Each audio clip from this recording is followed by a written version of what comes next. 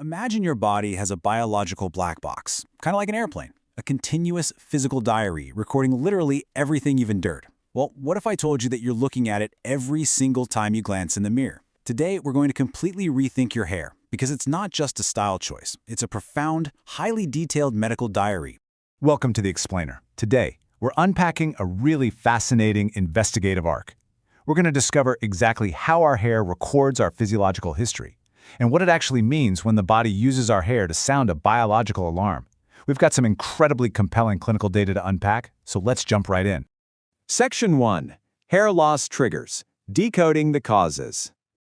Okay, let's dive into this. Our first major clue in this medical mystery starts when the body suddenly sounds an alarm by shedding hair, specifically in young kids. We're talking about alopecia areata. This is a condition where the body's immune system gets, well, deeply confused. Instead of attacking foreign invaders like viruses or bacteria, the immune system mistakenly attacks the hair follicles themselves. The result? Sudden patchy hair loss. The hair itself isn't the problem at all. It's the immune system turning on the very factory that produces the hair.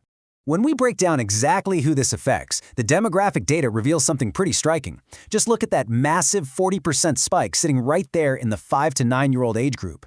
It drops off a bit to 30% in the early teens, but that initial spike raises a huge question for researchers. Why on earth are young children in this specific age bracket experiencing such an intense immune response? Now, what's really interesting about this data is what actually triggers that immune confusion. You'd probably expect genetics to be the main culprit, right? And sure, family autoimmunity does account for a solid 30%, with infections following at 20%. But look at that largest piece of the pie. A massive 40% of these childhood cases are triggered purely by psychological stress. 40%. But what does psychological stress actually look like for, say, a 7-year-old? The research points directly to intense academic pressure, severe family trauma, and peer bullying.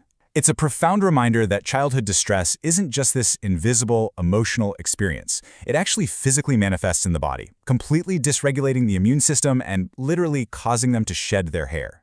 If you're struggling with unexplained hair loss, it may be time to ask your healthcare provider about checking your ferritin and iron status. In Part 2, we'll uncover the hidden signs of iron deficiency and what your lab results may really be saying.